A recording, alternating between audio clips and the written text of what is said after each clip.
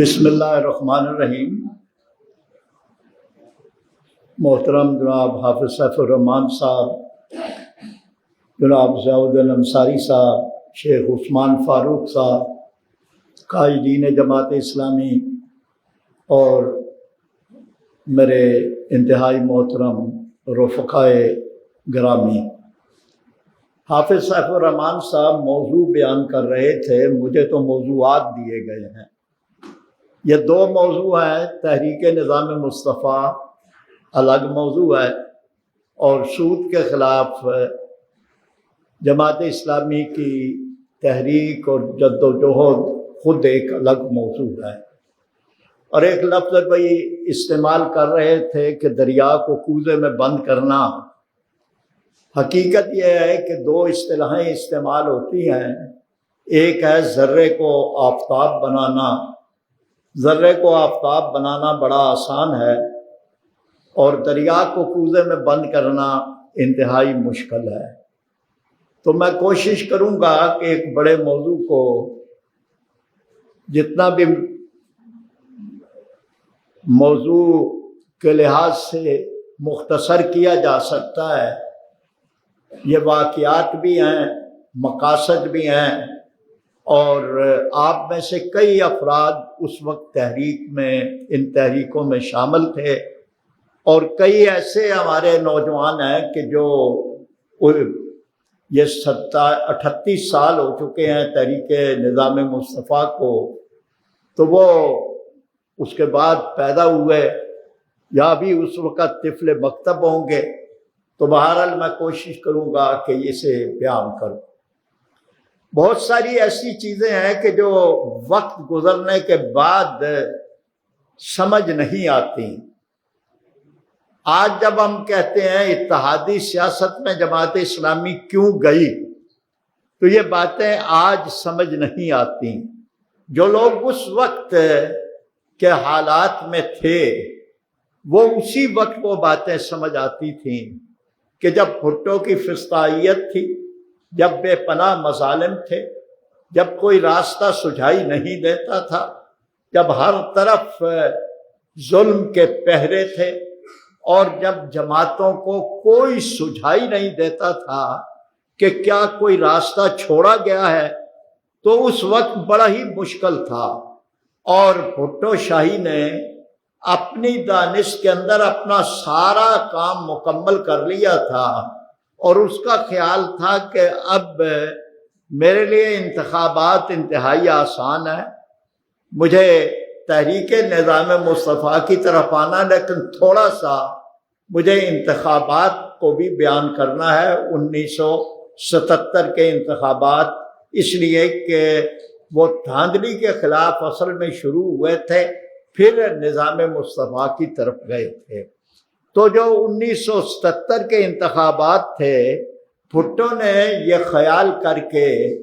وہ شروع کیے تھے اعلان کہ ان کی تو کوئی تیاری نہیں ہے، اپوزیشن جماعتیں بکھر چکی ہیں، ہر جماعت کے کئی ٹکڑے ہو گئے ہیں، قیادتیں ان کی نہیں ہیں، جماعت اسلامی پر بھی کئی طرح کے ظلم توڑے جا چکے ہیں، اس لیے اب میدان بالکل صاف ہے، اور یہ بڑا بہترین وقت ہے کہ میں انتخابات کا اعلان کروں گا۔ میرے ساتھ بیوروکریسی ہے، اور بیوروکریسی کو میں نے ہر جگہ اپنے اپنے لوگ مقرر کر لیے ہیں، اس لیے اب یہ وقت ہے کہ میں قبل از وقت بھی انتخاب، ویسے وہ قبل از وقت نہیں تھے، اس لیے کہ اگر ہم شمار کریں کہ جو 70 کے الیکشن ہو چکے تھے، اس لحاظ سے تو 77 بعد از وقت تھا، لیکن وہ شمار کرتے ہیں کہ سقوط مشرقی پاکستان کے بعد اب نئے سرے سے اسمبلی شروع ہوئی تھی، تو وہ اس لحاظ سے قبل از وقت شمار کرتے تھے کہ ہمارا ٹینور جو ہے وہ اب شروع ہوا ہے۔ تو بہرحال وہ قبل از وقت شمار کرتے تھے، تو قبل از وقت اس نے الیکشن کا اعلان کر دیا، اور یہ اعلان اس نے کیا تھا 7 جنوری 1977 کو، اور اس کے بعد جب یہ اعلان کیا گیا تو اس کے فوری بعد 10 جنوری کو PNA یعنی 3 دن کے بعد تمام جماعتوں نے اپنے آپ کو اکٹھا کر کے پاکستان قومی اتحاد کا اعلان کر دیا۔ تو یہ ایک انوکھا واقعہ تھا، اور اس کو کوئی خیال نہیں تھا کہ کیا یہ جماعتیں اتنا جلدی اکٹھا ہو جائیں گی۔ تو 9 جماعتیں اکٹھی ہوئیں، 9 ستارے، اور 9 ستارے یہ بڑی مختلف جماعتیں تھیں، جن میں جماعت اسلامی بھی تھی، جمعیت علماء اسلام بھی تھی، جمعیت علماء پاکستان بھی تھی، تحریک استقلال بھی تھی، پھر اسی طرح نیشنل عوامی پارٹی بھی تھی، اور اسی طرح سے آزاد کشمیر کے سردار عبدالقیوم بھی تھے، خاکسار تحریک بھی تھی۔ تو یہ مختلف جماعتیں مل کے یہ 9، اور نواب زادہ نصر اللہ صاحب کی تحریک پاکستان جمہوری پارٹی بھی تھی، یہ ساری مل کے 9 جماعتیں مل کے تو یہ پاکستان قومی اتحاد PNA، اور یہ ایک 9 ستارے یہ بنی۔ پھر اس کے بعد اس کا منشور بنانا، منشور جماعت اسلامی کے ذمے لگا ہمیشہ کی طرح۔ تو جماعت اسلامی نے بہترین منشور بنایا، اور یہ منشور کا محور اسلامی نظام تھا، جس کا نام نظام مصطفیٰ رکھا گیا۔ اسی وجہ سے اس تحریک کا عنوان بھی تحریک نظام مصطفیٰ پڑا، اور جماعت اسلامی نے جو اس میں جتنا کچھ اسلام ڈالا جا سکا تھا وہ اسلام اس میں کر کے، تو سیکولر جماعتیں تھیں، یعنی تحریک استقلال بھی، اور اسی طرح یہ جو ولی خان کی پارٹی بھی، تو یہ سب کو بھی ملا جلا کے ان میں جو اسلام جتنا کچھ ان سے منوایا جا سکتا تھا، تو یہ ایک بہترین منشور تھا۔ پھر اس کے بعد اس میں جو اس کی تحریک تھی، یعنی انتخابی تحریک، وہ بہترین انتخابی تحریک تھی جو اٹھائی گئی، اور وہ PNA کی تحریک بھٹو کے مقابلے میں ایک بہت بڑی بہترین تحریک تھی، جو لاہور کی حد تک، ایک تو جماعت اسلامی لاہور نے، چاہے مرکز کا بھی اس پر ایک دباؤ تھا، خود میاں طفیل محمد صاحب امیر جماعت تھے، تو انہوں نے نوجوانوں کو ٹکٹیں دی، اور ان میں عبدالشکور صاحب بھی تھے، میں بھی اس وقت، ہم جو یونیورسٹیوں سے فارغ ہوئے تھے، اور اسی طرح سے جاوید ہاشمی کو بھی جو جمعیت سے ہی فارغ ہوئے تھے، لیکن دوسرے کوٹے میں سے ان کو بھی، یعنی مسلم لیگ کے کوٹے میں سے ان کو بھی ملی تھی یہاں لاہور سے، اور مسعود کھوکھر صاحب یہ بھی ایک، ان کو بھی ٹکٹ جو ہے وہ ملی تھی، وہ بھی ایک دوسری پارٹی کے کوٹے میں سے ایک تھی۔ تو یعنی 3 تو یہ لوگ تھے،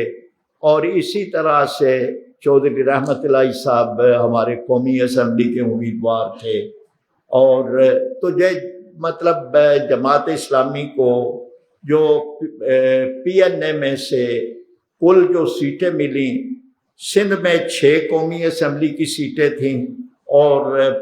15 صوبائی اسمبلی کی سیٹیں تھیں۔ پنجاب میں 20 قومی اسمبلی کی سیٹیں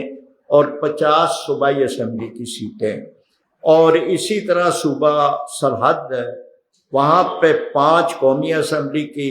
اور 13 صوبائی اسمبلی کی، اور بلوچستان میں 2 صوبائی اسمبلی کی سیٹیں، یہ PNA میں سے جو تھی، اور ان میں سے 6 ایسی سیٹیں تھیں جو کوئی نہیں لے رہا تھا، یعنی وہ خالی جا رہی تھی سیٹیں، تو 6 سیٹیں کہا کہ کوئی بھی نہیں لڑ رہا تو چلو جماعت اسلامی کو دے دو۔ تو اس طرح سے یہ کل 32 قومی اسمبلی کی سیٹیں اور 78 صوبائی اسمبلی کی سیٹیں تھیں۔ تو اس طرح سے جماعت اسلامی نے جو تحریک تھی، وہ بھی جماعت اسلامی نے یہی جمعیت کے نعرے، اتحاد ہمارا جیتے گا، اللہ کے کرم سے جیتے گا، یہ جو یونیورسٹیوں کے نعرے تھے، اس پر ایک بہت بڑی تحریک جو اٹھی تھی، وہ بھی جماعت نے اور جمعیت نے اور یہ ایک تحریک بھی اٹھائی تھی۔ جو لاہور میں ایک کمپین میں ایک بہت بڑی جان ڈالنے والی ایک شخصیت اور تھی، وہ رفیق باجوہ تھے۔ یہ تھے تو جمعیت علماء اسلام کے، اور یہ جمعیت علماء پاکستان کے شروع میں یہ سیکریٹری بھی جنرل تھے، اور مفتی محمود صاحب صدر تھے، لیکن بعد میں پھر بہت جلدی با وفا سے بے وفا باجوہ بن گئے، کیونکہ انہوں نے خفیہ ملاقات بھٹو سے کی تھی، اور بہت جلدی ان کا عروج اور زوال بھی بہت جلدی آ گیا۔ لیکن ایک وقت میں بڑا عروج تھا، اور یہ ان کی تقریریں بڑی رات بھر یعنی لوگ ان کی تقریریں سنتے تھے، اور یہ پاکستان کا مطلب کیا، لا الہ الا اللہ، آدھا آدھا گھنٹہ یہ ورد کرواتے تھے اور لوگ کرتے تھے اور ان کی تقریروں کا انتظار کرتے تھے۔ اور جو تقریریں یعنی مقبول تھیں وہ جمعیت کے یعنی جو لوگ تھے، ہاشمی تھے، ہمارا نام تھا، جو مسعود کھوکھر وغیرہ، یعنی جمعیت کے جو لوگ سابقہ تھے، ان کی تقریریں جو تھیں وہ اس میں تھی۔ اور یہ اب جو میں آ رہا ہوں موضوع، وہ دھاندلی تھی۔ جو بدترین دھاندلی تھی وہ الیکشن میں کی گئی۔ سب سے پہلی دھاندلی تو تھی کہ یہ طے کیا گیا کہ بھٹو کے مقابلے میں کسی کو کاغذ نہیں داخل کرنے دینا، اور بھٹو کے مقابلے میں کوئی کھڑا ہونے کے لیے بھی تیار نہیں تھا۔ مولانا جان محمد عباسی صاحب جماعت اسلامی کے سندھ کے امیر، مولانا جان محمد عباسی صاحب ایک مضبوط کینڈیڈیٹ تھے، یعنی یہ تھا کہ ان کا اپنا بڑا ایک نام بھی تھا، اور اس پورے علاقے میں ایک ان کا احترام بھی تھا۔ تو مولانا جان محمد عباسی صاحب کینڈیڈیٹ تھے۔ خالد کھرل ڈپٹی کمشنر تھے اس علاقے کے۔ خالد کھرل نے ان کو اغوا کیا اور ان کو غائب کر دیا گیا، ان کے کاغذات جمع نہیں کرنے دیے گئے، اور اس طرح سے پہلی دھاندلی یہ بڑی کی گئی کہ بھٹو کو بلا مقابلہ کامیاب کرانے کے لیے مولانا جان محمد عباسی کے کاغذات داخل نہیں کرانے دیے گئے۔ 19 افراد پیپلز پارٹی کے بلا مقابلہ کامیاب کرائے گئے، اور یہ سارے کے سارے دھاندلی سے تھے۔ یعنی یہ تھا کہ جبر کے ساتھ کسی کو کاغذ داخل نہیں کرانے دیے گئے، کیونکہ میں خود کینڈیڈیٹ تھا صوبائی اسمبلی کا اچھرا کی سیٹ سے، اور اچھرا وحدت کالونی کی سیٹ تھی، اور اس میں سے چودھری رحمت اللہ صاحب ہمارے قومی اسمبلی کے تھے، آدھے حصے سے ملک قاسم صاحب تھے اور مسلم لیگ کے۔ اور اس طرح سے جو پولنگ ڈے پر بدترین دھاندلی دیکھی تھی، اس میں سارے وہ ہتھ کنڈے تھے کہ پولنگ بیلٹ جعلی بیلٹ پیپر چھاپے گئے، یعنی وہ اسی طرح کے وہاں سے پرنٹنگ پریس سے بکسے بھرے گئے، اور جو پریزائڈنگ افسر تھے اپنی مرضی کے لگائے گئے، وہاں پر پولنگ ایجنٹ نہیں بیٹھنے دیے۔ یہ سارے اس دن چیزیں ہم نے اپنے آپ دیکھے۔ ہماری پولنگ ایجنٹ، خاص طور پر خواتین پولنگ ایجنٹ جو ہے ہماری بیٹھنے نہیں دی گئی، بار بار ہم لے کے جاتے تھے پھر اٹھا دیے جاتے تھے۔ وہاں پر ان کی جو تھیں پیپلز پارٹی کی، وہ ہجوم کر کے وہاں پر تھیں، اور انہوں نے ایسی عورتیں جو گالیاں نکالتی تھیں اور شریف عورتوں کو ووٹ نہیں ڈالنے دیتی تھیں، اس طرح کا وہاں پہ ماحول بنایا ہوا تھا۔ پولیس ان کے ساتھ تھی، انتظامیہ ان کے ساتھ تھی، اور میں اور میاں عثمان ہم اپنے علاقے کا جو پورا تھا، اور یہ جو بڑے معروف ہے، اب تو ہمارا ایک دوستی بھی ہے، یہ افتخار فتنہ جنہوں کو کہتے ہیں، ان کے ساتھ ہماری فزیکلی لڑائی بھی ہوئی کئی پولنگ اسٹیشنوں پر۔ تو یہ پیپلز پارٹی کے لوگ جن کو پوری ایک وہ سپورٹ کی انتظامیہ کی، یہ اس طرح کا ماحول ہر پولنگ اسٹیشن پہ تھا تو انہوں نے جو پھر اب اس پوری دھاندلی میں جن میں سرکاری سرپرستی تھی، یہ شہری علاقے تھے، دیہاتی علاقوں کے اندر تو انتہا کر دی گئی۔ اب اس کے بعد جو پولنگ جو رزلٹ آیا ہے، اس رزلٹ میں 155 سیٹیں پیپلز پارٹی کو جتوا دی گئیں، 38 سے 36 سیٹیں جو ہیں وہ پی این اے نے جیتی، اور 8 سیٹیں قیوم لیگ نے، 1 سیٹ قیوم لیگ نے، 8 سیٹیں آزاد لوگوں نے جیتی، اور اس طرح سے یہ رزلٹ جو ہے وہ آیا۔ اور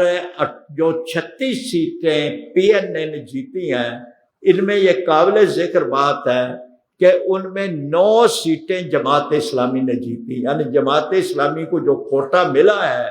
ان میں کوٹے میں جماعت اسلامی نے بڑی کامیابی حاصل کی کہ 9 سیٹیں جماعت اسلامی نے جیتی، باقی پارٹیوں کی نسبت ہمارا رزلٹ بہت اچھا آیا۔ اور پورے پاکستان میں پی این اے کے کینڈیڈیٹس میں سے سب سے زیادہ جس آدمی نے ووٹ حاصل کیے اس کا نام ہے سید منور حسن۔ الحمدللہ سید منور حسن بہترین کمپین تھی، اور صبح منور شام منور یہ نعرہ کراچی میں گونجتا تھا، اور انہوں نے یعنی پاکستان میں سب سے زیادہ، یعنی صرف پی این اے نہیں بلکہ پیپلز پارٹی کے دھاندلی والے ووٹروں میں سے بھی سب سے زیادہ اگر ووٹ حاصل کیے ہیں تو وہ سید منور حسن صاحب نے لیے۔ ان کے بہت شاندار ووٹ آئے اور لوگوں نے والہانہ ان کو ووٹ دیے ہیں۔ تو سید منور حسن صاحب الحمدللہ اللہ تعالیٰ ان کی قبر کو منور کرے، تو ان کا بڑا شاندار رزلٹ تھا، جلسے ان کے بڑے کامیاب ہوتے تھے۔ تو یہ اس وقت کا یہ رزلٹ ہے۔ اب اس کے بعد پھر جب یہ ہو گیا تو یہ 7 مارچ کو یہ الیکشن ہوا، اور اس کے بعد اس رزلٹ کے بعد پھر پی این اے نے فیصلہ کیا 10 مارچ کو۔ اس وقت ایک دن میں قومی اور صوبائی اسمبلیوں کے الیکشن نہیں ہوتے تھے، اب تو ایک ہی دن میں ہوتے ہیں۔ تو اس وقت فیصلہ کیا کہ اب 10 مارچ کے صوبائی اسمبلی کے الیکشن میں ہم حصہ نہیں لیں گے، بائیکاٹ کریں گے۔ چنانچہ بائیکاٹ ہو گیا۔ اس وقت ایک اخبار میں یہ ہو رہا تھا کہ ابھی الیکشن میں جو ہے وہ کینڈیڈیٹ بٹھا دیے جائیں، بیٹھ جائیں، کوئی مطلب اکثر لوگوں نے اپنے کینڈیڈیٹ جو ہیں وہ بٹھا دیے، ویسے ہی ہو گیا، ویسے ہی بائیکاٹ کا فیصلہ ہو گیا تھا۔ تو ایک اخبار حریت نے یہ کارٹون لگایا،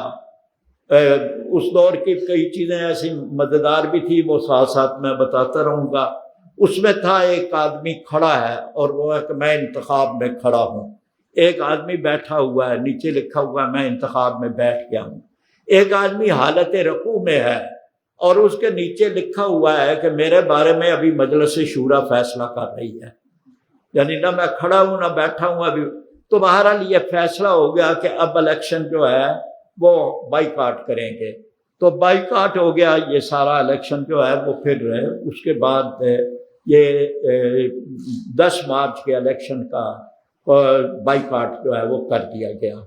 14 پھر اس کے بعد 11 مارچ کو میاں محمود علی قصوری کے گھر میں پی این اے کے لوگوں کا جو قائدین تھے ان کی میٹنگ تھی، اس میں ہمیں بھی بلایا گیا، میں اور عبدالشکور ہم گئے اس میٹنگ میں۔ تو وہاں پہ ماحول یہ تھا جی کہ کوئی تحریک چلانے کا فائدہ نہیں ہے، کسی نے نہیں نکلنا، بڑی مایوسی کی فضا تھی۔ تو ہم جب گئے تو وہاں پر یہ مایوسی کی فضا تھی، ہم نے کہا جی اتنا بڑی تحریک لوگوں نے الیکشن تحریک سے لڑا ہے، اور وہاں پہ بڑی مقابلے ہوئے ہیں، لوگوں کی دشمنیاں آپس میں پڑ گئی ہیں، علاقے کے اندر لوگ پی این اے اور پیپلز پارٹی، آج آپ کہتے ہیں آگے تحریک نہیں چلائیں گے، تو یہ تو بڑی غلط بات ہے۔ اب یہ ہے کہ یا تو آپ کہیں دھاندلی نہیں ہوئی، یا اگر دھاندلی ہوئی ہے تو تحریک چلانی چاہیے۔ آپ اس سے کیوں ڈرتے ہیں کہ تحریک نہیں ہوگی؟ آپ ایک دفعہ اعلان کریں، لوگ نکلیں گے۔ چنانچہ ان سے ہم نے طے کروایا کہ 14 مارچ کو تحریک کا آغاز ہوگا، اور نیلا گنبد مسجد لاہور سے وہ یہ مقام ہم نے ہی کہا کہ نیلا گنبد ایک ایسا مقام ہے کہ جہاں پر کئی راستے ہیں، لوگ کئی جگہ سے آ جائیں گے، پھر وہاں پولیس سے آنکھ مچولی ہوگی، کئی جگہ لوگ نکل جائیں گے، تو ایک مومنٹم وہاں پہ بن سکتا ہے۔ تو اس طرح سے پھر ایک جو کچھ ہمارے تجربے تھے پولیس مقابلوں کے، تو بہرحال اس میں نیلا گنبد مسجد میں، تو پھر وہاں پہ یہی ہوا کہ نیلا گنبد مسجد میں ہی ہم نے جا کے نماز پڑھی، اور نماز پڑھنے کے بعد جیسے ہی ہم باہر نکلے، باقی انتظام ہم نے کر رکھا ہوا تھا، بینر وغیرہ اور کچھ میگا فون، اس وقت میگا فون ہوتے تھے۔ جیسے ہی ہم باہر نکلے اور میگا فون پہ نعرے لگانے شروع کیے، تو ہماری توقع کے مطابق لوگ مختلف دکانوں پہ بیٹھے ہوئے تھے، سائیکلوں والی دکانوں پہ، ادھر ادھر مارکیٹوں میں، تو وہ جیسے ہی ہوا تو لوگ نکل کے آنے شروع ہو گئے، اور تھوڑی دیر میں پولیس بھی بے تحاشا تھی، تھوڑی دیر میں بہت زیادہ مجمع جو ہے وہ شروع ہو گیا۔ جیسے ہی وہ مجمع شروع ہوا تو ہم لے کے انہیں مال روڈ کی طرف شروع ہو گئے، اور مال روڈ کی طرف شروع ہوئے تو پولیس بھی ہو گئی۔ پھر وہاں وہی کام شروع، پتھراؤ، لاٹھی چارج، جو ہمارا کام تھا وہ معاملہ پھک گیا، تو وہ کام جو ہے وہ شروع ہو گیا۔ اب اس کے بعد سے وہ وہاں کچھ گرفتاریاں ہوئیں اور پہلا دن وہ کام ٹھیک ہو گیا۔ اب اس کے بعد پھر آگے یہ سلسلہ، جن دوستوں کو وہ یاد ہے، وہ 14 مارچ، تو اس کے بعد سے پھر یہ کام جو ہے وہ شروع ہوا، اور اب روزانہ کی بنیاد پر گرفتاریاں شروع ہو گئیں، روزانہ کی بنیاد پر جلوس، پورے ملک میں سینکڑوں نہیں ہزاروں کی تعداد میں جلوس ہے۔ میاں طفیل محمد صاحب خود بھی قیادت کر رہے تھے، اور اسی طرح جگہ جگہ جلوس، پھر یعنی جو وہ تھا کہ ایک تحریک، وہ مومنٹم پکڑ گئی تحریک، پھر بلکہ باہر سے ایک لاہور والوں کو چوڑیاں آنی شروع ہو گئیں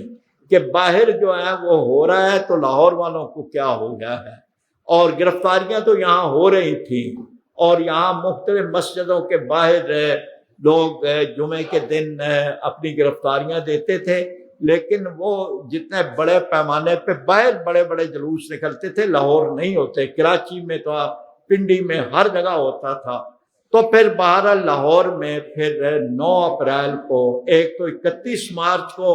علماء کرام کا ایک بہت بڑا یہ متحدہ علماء کونسل بنی، مولانا گلزار احمد مزاری والد صاحب ہمارے اس کے صدر تھے، اور ملک عبدالرؤوف صاحب، مولانا ملک عبدالرؤوف صاحب، اور مولانا فیض القادری صاحب بریلویوں کے، یہ اس کے تھے۔ اب اس کے بعد وہاں جو اتنا بڑا ظلم کیا اس دن پولیس نے علماء کے ساتھ تھے کہ وہ جو اس کی مسجد کا حوض ہے وہ خون کے ساتھ بھر گیا، یعنی اتنا مولویوں کا علماء پر لاٹھی چارج کیا گیا، مسجد جو ہے وہ حوض جو ہے وہ خون آلود ہو گیا، داڑیاں نوچی گئیں، اور گرفتاریاں ہوئیں، لاٹھی چارج ہوا، بدترین مظالم کیے گئے۔ والد صاحب بھی ہمارے، علامہ احسان الہی ظہیر وغیرہ، ان پہ بھی لاٹھی چارج بھی ہوا، گرفتاریاں بھی ہوئیں، پھر ان کو وہ مناواں تھانے میں بند کیا گیا۔ تو یہ بھی ایک بہت بڑا، یعنی علماء کی شرکت کے ساتھ بھی ایک بڑا مومنٹم بنا۔ پھر لاہور میں ایک بڑا دن تھا 9 اپریل کا، اور 9 اپریل کو مار روڈ پر نوابزادہ نصر اللہ صاحب بھی تھے، اس کی قیادت کر رہے تھے، اور اس قیادت کے ساتھ ایک بہت بڑا جوش و خروش تھا، اور اس پر گولی بھی چلائی گئی، اس کے میں شہید بھی ہوئے۔ سہیل شامی ہمارے اچھرا کے علاقے سے وہ شہید ہوا، نوجوان، اور کئی لوگ جو ہیں وہ شہید ہوئے۔ تو لاہور میں بھی ایک بڑے بڑے ایونٹ ہوئے، پھر خواتین کے جلوس ہوئے، مولانا سید ابوالعلا مودودی رحمۃ اللہ علیہ کی اہلیہ بیگم محمودہ مودودی صاحبہ، انہوں نے قیادت کی، آپا زہرہ وحید انہوں نے قیادت کی، اسی طرح سے اور جو خواتین تھیں، خود میری اہلیہ جو تھی مرحومہ وہ تھی، اس کے ساتھ جو تھا کہ اچھا یہ کہہ رہے ہیں کہ اچھا یہ بات بڑی لمبی ہی ہو جاتی ہے. آپ جیسے کہا کہ میں نے پہلے ہی کہا تھا کہ یہ موضوع بڑے لمبے ہیں اور اس پہ اب میں اگر بیان کرنے لگا ہوں تو بڑے ہی واقع. چلے مطلب یہ تھا کہ اب سود کے بارے میں پھر اور اس کے اچھا چلے دو چار اور واقعات میں بیان کر دیتا ہوں چونکہ یہ واقعہ بیان کرنے لگے تو یہ واقعی یہ بہت 9 اپریل کو صوبائی اسمبلی کا اجلاس بلایا تھا اور اس کے خلاف یہ ہوا تھا اور یہ بہت بڑا واقعہ ہوا تھا. ہاں واقعات کے ساتھ بڑے جذبات بھی ہیں اور یہ تھی تو تحریک نظام مصطفیٰ اور یہ تحریک نظام مصطفیٰ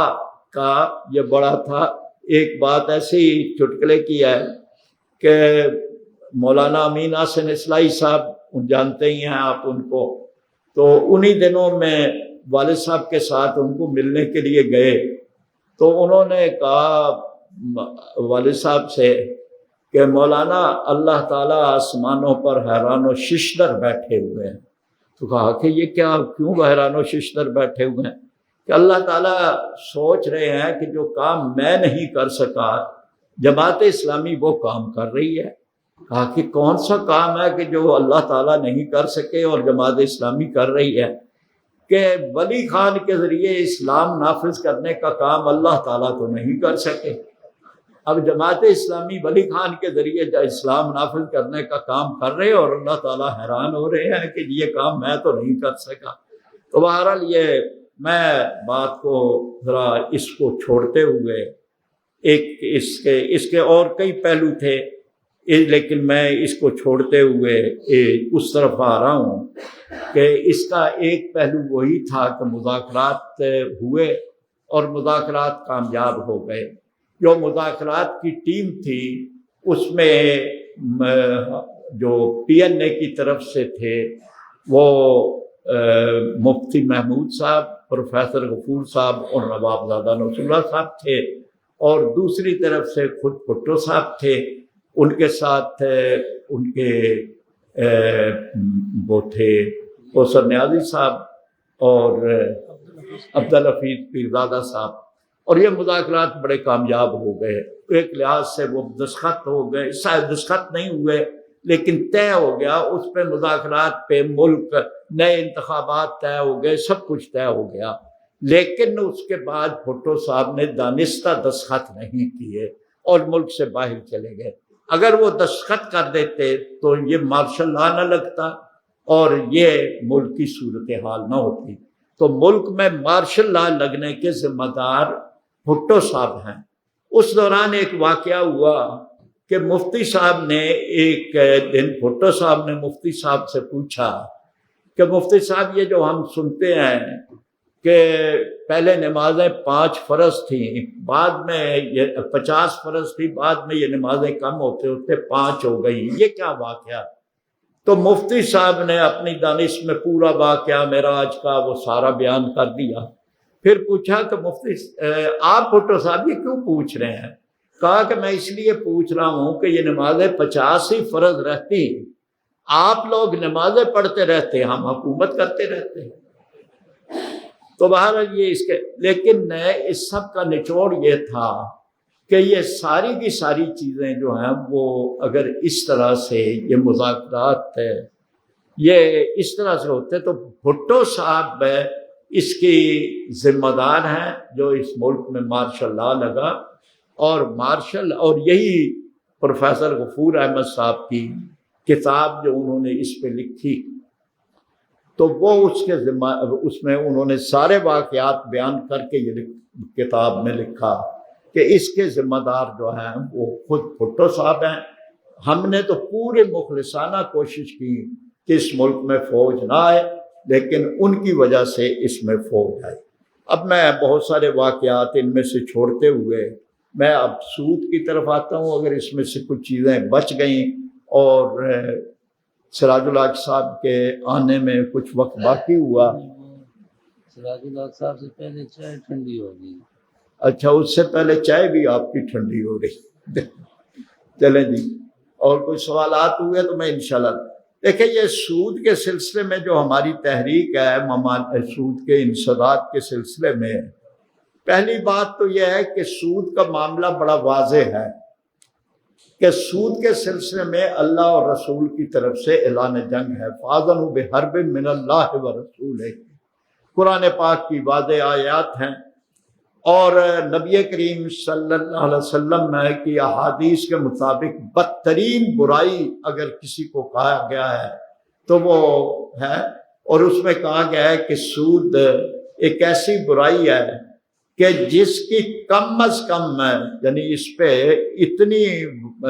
پہ لعنت کی گئی ہے کہ اس کی جو کم از کم وبا اس کی ہے وہ ہے کہ جیسے کوئی آدمی اپنی سکی ماں کے ساتھ بدکاری کرے تو یہ سود اتنی بڑی لعنت ہے۔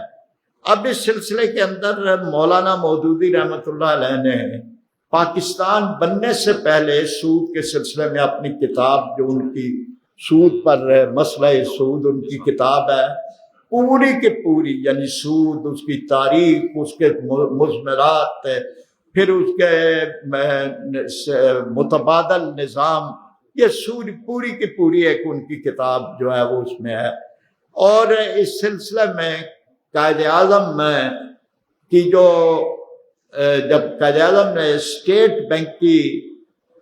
بنیاد رکھی ہے 1948 میں تو قائد اعظم نے جو اس موقع کے اوپر تقریر کی ہے اور یہ ان کی لکھی ہوئی تقریر ہے یعنی باقی تو ان کی تقریروں میں ویسے تو قائد اعظم کی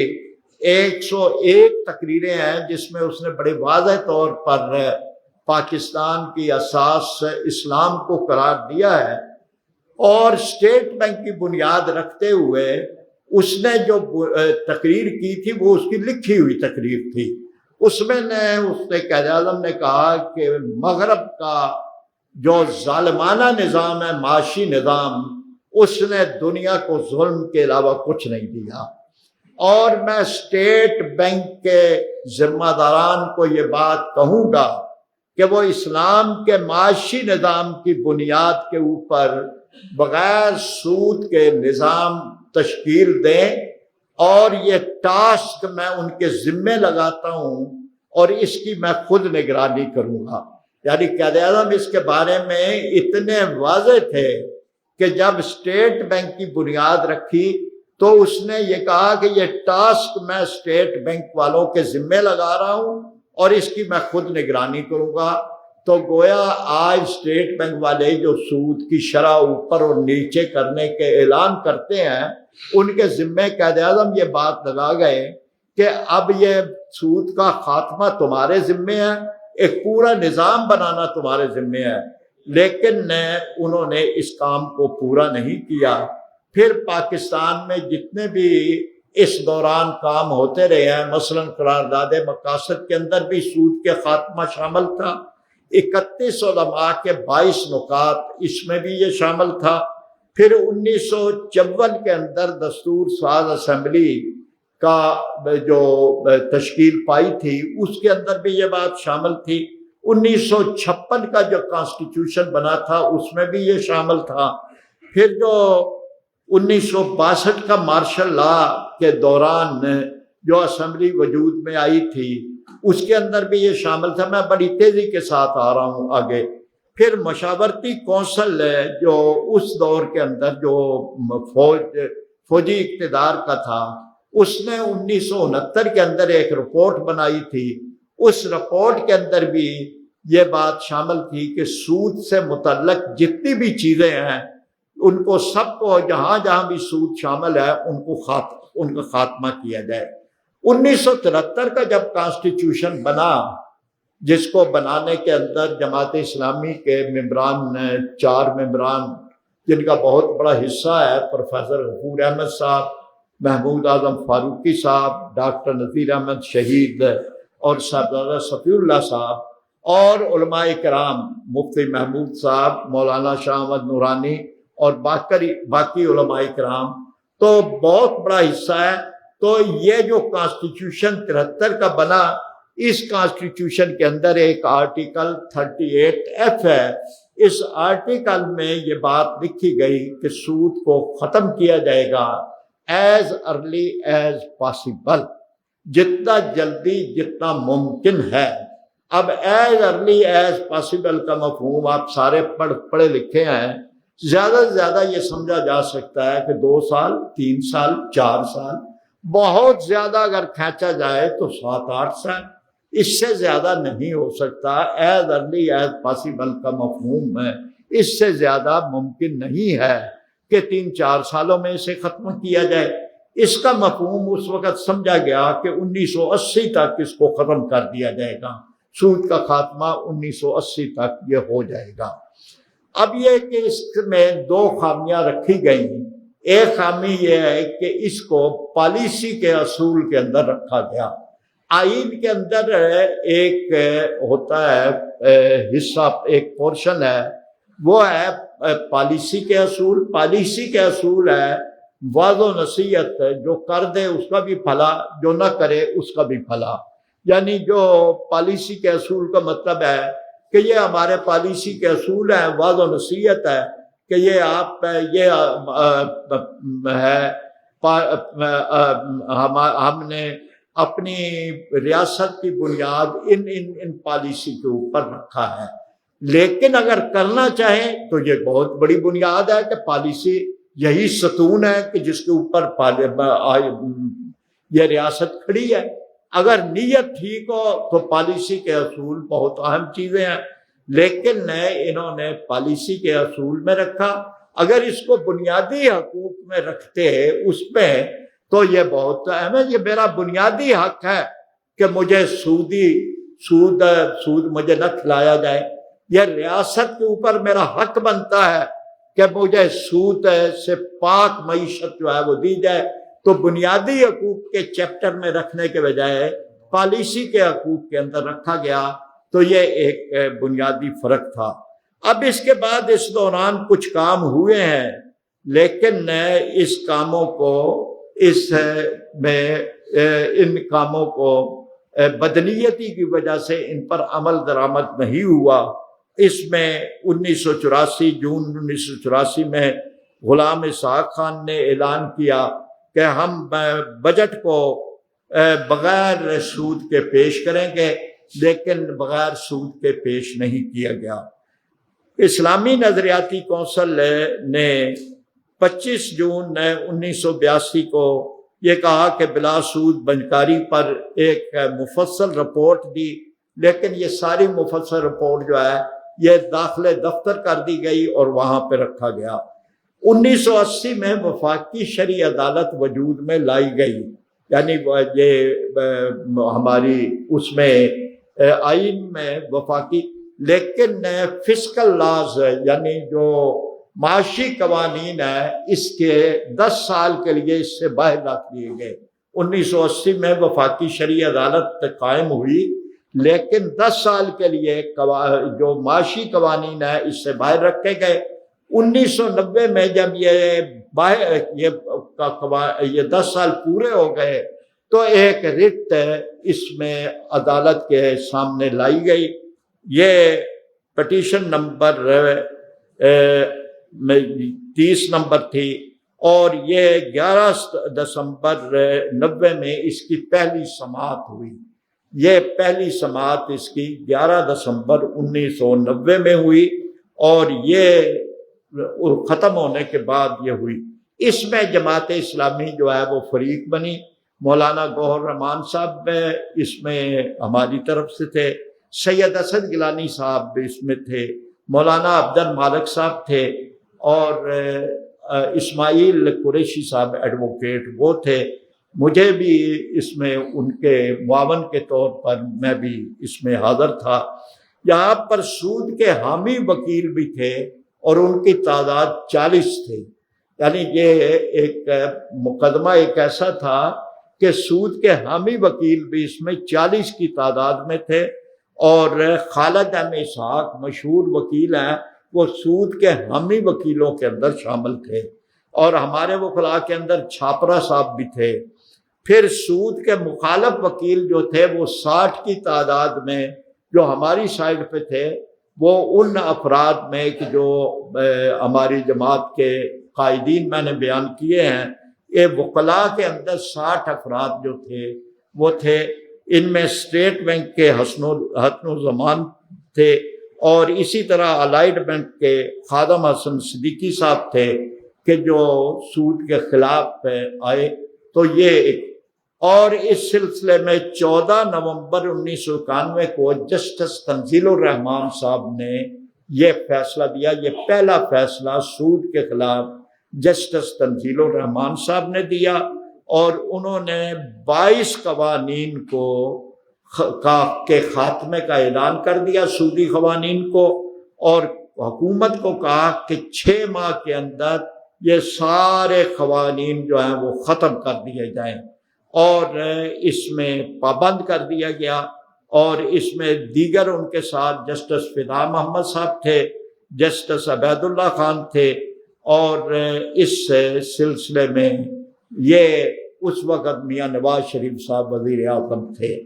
اور انہوں نے پھر UBL کے ذریعے سے عدالت کے اندر چلے گئے سٹے لینے کے لیے، اور انہوں نے اس سلسلے میں سپریم کورٹ ایپلٹ کورٹ کے پاس وہ سٹے کے لیے چلے گئے۔ اور یہ سٹے کی صورتحال یہ ہے، یہ بھی ایک حکم موجود ہے کہ جیسے ہی وہ عدالت میں جائیں گے خود بخود سٹے ہو جائے گا۔ یعنی یہ بھی ایک بہت بڑی آئینی حکم موجود ہے، اور یہ کسی اور قانون کے بارے میں نہیں ہے کہ وفاقی شرعی عدالت کے کسی فیصلے کے خلاف جب کوئی اپیل ہو جائے گی، اپیل ہوتے ہی سٹے خود بخود ہو جائے گا۔ یہ کسی اور کے بارے میں نہیں ہے، یعنی کوئی سٹے مانگنا نہیں پڑے گا، سٹے پرے نہیں کرنا پڑے گا، سٹے کے لیے کوئی بحث نہیں کرنی پڑے گی، خود بخود سٹے ہو جائے گا۔ تو یہ ساری خامیاں جو ہیں وہ رکھی ہیں۔ ایک تو یہ ہے کہ پالیسی کے اصول میں رکھ دیا، دوسرا یہ ہے کہ سٹے از خود سٹے ہو جائے گا۔ تو یہاں بھی یہ ہوا کہ سٹے جو ہے وہ خود بخود ہو گیا، اور اس کے بعد یہ سٹے اتنا لمبا چلا کہ پھر مارچ 99 میں یہ ہم دوبارہ عدالت کے پاس گئے، اور ہم نے کہا جناب اتنی مدت کہ آپ کے پاس یہ پڑا ہوا ہے تو اس کو کوئی سنے تو صحیح۔ چنانچہ یہ اپیل جو ہے وہ پھر جو ہے وہ اپیل کی سماعت ہوئی، اور اس اپیل کو سننے والے تھے جسٹس خلیل الرحمان صاحب، جسٹس تقی عثمانی صاحب، جسٹس وجیہ الدین صاحب، جسٹس منیر شیخ صاحب، اور جسٹس محمود غازی صاحب۔ اور یہ پھر 5 ماہ سماعت ہوئی۔ پروفیسر خورشید احمد صاحب یہاں جنہوں نے، یعنی یہ جو ہماری طرف سے لوگ اس مقدمے میں پیروی کرتے رہے، ان میں پروفیسر خورشید احمد صاحب تھے، مولانا گوہر رحمان صاحب تھے، اور مولانا عبد المالک صاحب تھے، ڈاکٹر وقار مسعود صاحب تھے، عمر چھاپرا صاحب تھے، اور اسی طرح سے، اور یہ پھر 23 دسمبر 1999 کو اس عدالت نے ایک پورا بڑا 1100 صفحات پر مشتمل ایک فیصلہ دیا، اور انہوں نے وہ جو جس کے اپیل پہ گئے تھے، جس فیصلے کے خلاف، اس کو بحال کر دیا، اور اس پہ پھر عدالت کے اندر اس وقت تک پرویز مشرف کی حکومت آ چکی تھی، اور پھر یہ UBL کے ذریعے سے پھر ایک مرتبہ سٹے پہ، یہ ایک پورا ایک کھیل ہے جو جاری ہے۔ پھر سٹے پہ چلے گئے اور ایک اپیل کر دی گئی، اور یہ اپیل جو ہے وہ پھر اس وقت تک جسٹس خلیل الرحمان صاحب اور جسٹس، حالانکہ انہی کے پاس اپیل لگنی چاہیے تھی، جسٹس وجیہ الدین صاحب جنہوں نے PCO کے تحت حلف نہیں اٹھایا تھا، یہ ریٹائر ہو گئے تھے، اور یہ اپیل جو ہے وہ چیف جسٹس شیخ ریاض کے پاس لگی۔ اور اس وقت جن لوگوں نے ہماری طرف سے پیروی کی، شیخ خضر ایاز صاحب آپ کے لاہور کے، اور پھر اسی طرح معروف شرازی صاحب، اسماعیل قریشی صاحب، میں بھی ان کے ساتھ شامل تھا، اور پھر یہ 24 جون 2002 کو انہوں نے پھر ایک جو ہے وہ فیصلہ دیا، پھر UBL کے ذریعے سے پھر ہوا۔ اب یہ ساری کی ساری پھر واپس جو انہوں نے بیک کر دیا وفاقی شرعی عدالت کو 2002 کو۔ 2002 سے 2013 تک وفاقی شرعی عدالت نے پھر اپنے پاس ریفریجریٹر میں رکھ دیا اور یہ فیصلہ اسی طرح پڑا رہا۔ یہ ایک بڑا طویل داستان ہے، ایک دردناک داستان ہے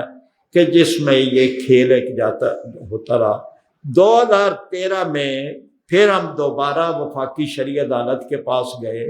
کہ آپ کے پاس یہ ریمانڈ ہو کے واپس آیا ہے، آپ اس کو سنیں، آپ کیوں نہیں اس کو سن رہے؟ اور آپ نے پھر ہماری تحریک پہ، جس میں تنظیم اسلامی بھی ساتھ تھی، وہ 22 اکتوبر 2013 سے پھر دوبارہ سماعت ہوئی۔ اس میں جماعت اسلامی کی طرف سے میری ذمہ داری تھی، پروفیسر غفور صاحب بھی، پروفیسر ابراہیم صاحب بھی ساتھ تھے، سیف اللہ گوندل صاحب تھے، تنظیم اسلامی کی طرف سے عاطف صاحب تھے، اور اس دوران 6 چیف جسٹس تبدیل ہوئے، 58 سماعتیں ہوئی ہیں، اور اس میں ہماری طرف سے کیسر امام صاحب ایڈوکیٹ وہ پیش ہوئے۔ پہلے تو اختیار سماعت پر بحث ہوتی رہی، اور اٹارنی جنرل تھے انور منصور صاحب، انہوں نے اس پہ کہا کہ ہمیں کوئی اعتراض نہیں۔ یہ عمران خان کا دور تھا،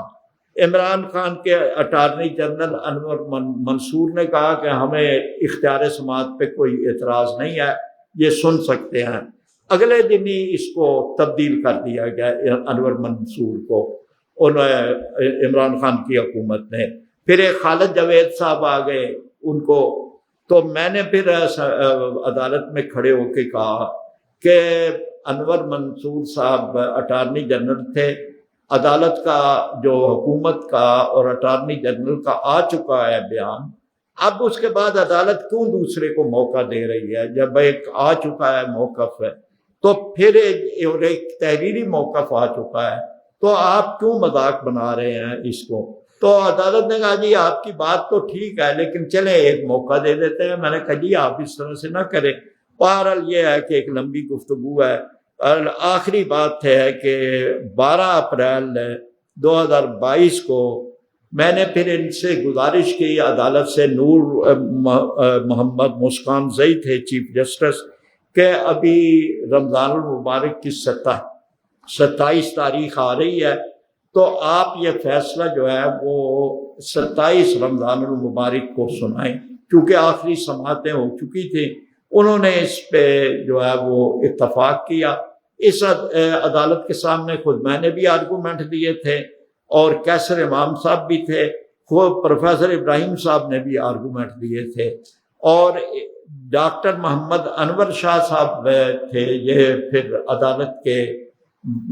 جج بن گئے تھے۔ پہلے یہ ہمارے ساتھ وکلاء کے اندر بھی شامل تھے۔ پھر انہوں نے 318 صفحات پر مشتمل ایک فیصلہ انہوں نے لکھا، اور انہوں نے پھر فیصلے کے اندر یہ لکھا کہ 1 جون 2022 کو بعض قوانین خود بخود ختم ہو جائیں گے۔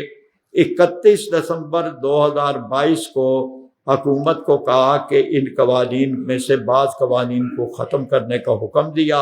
اور 31 دسمبر 2027 کو حکومت کو پابند کر دیا کہ تمام اسلامی نظام معیشت کو مکمل طور پر نافذ کرے، اور تمام سودی قوانین کو مکمل طور پر ختم کرے۔ پھر اس کے بعد ایک اور ڈیولپمنٹ ہوئی،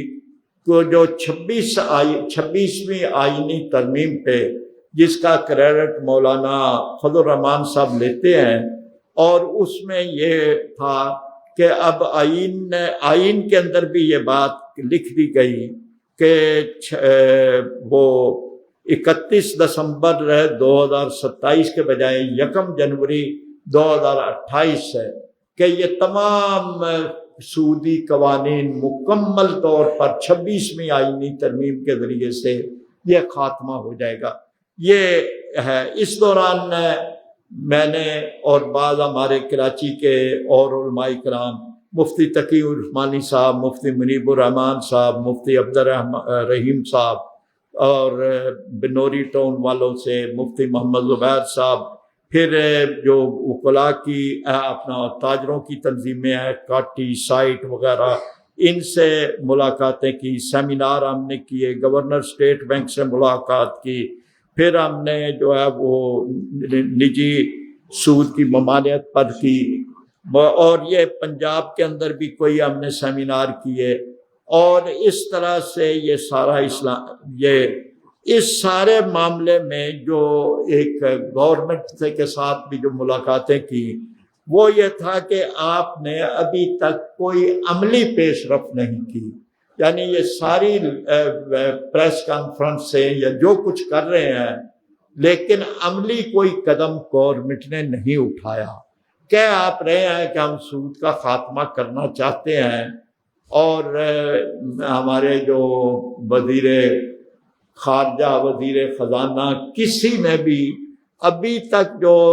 2027 کی طرف ہے کوئی عملی قدم نہیں ہے۔ جو اسٹیٹ بینک کے گورنر کے ساتھ بھی ہماری ملاقات ہوئی، اس سے بھی ہم نے کہا کہ آپ یا تو ہمارے ساتھ کوئی مناظرہ کر لیں، مباحثہ کر لیں، کوئی آپ کر لیں کہ آپ جو سود جو آپ کہتے ہیں کہ انفلیشن ہے، تو کیا سود کہ اس شرح سود میں اضافے سے آپ انفلیشن کا خاتمہ کر لیں گے، یا آپ سود کے خاتمے سے انفلیشن کا خاتمہ ہوگا؟ تو بہرحال یہ تھوڑی سی داستان ہے۔ جماعت اسلامی یہ سمجھتی ہے کہ سود کے خاتمے کے ذریعے سے ہی ملک کی معیشت کا خاتمہ ہوگا۔ ہمارے ساتھ ماہرین معیشت کی ایک ٹیم ہے، اور ان کا ہمیں تعاون حاصل ہے۔ زکوٰۃ کے نظام کا پیرلل ہم نے پورا وہ بھی کیا ہے، جو کہ منشور کا بھی میرے ذمہ تھا، تو اس کے لیے بھی، اس میں بھی ہم نے یہ پورا کیلکولیٹ کیا ہے کہ اگر زکوٰۃ کا پورا نفاذ کر دیا جائے تو ہر مستحق خاندان کو 1 سال کے اندر 2.5 لاکھ روپیہ ہر خاندان کو، وہ جو 6 افراد کا ایک کنبہ ہے، اس کو 2.5 لاکھ روپیہ آرام سے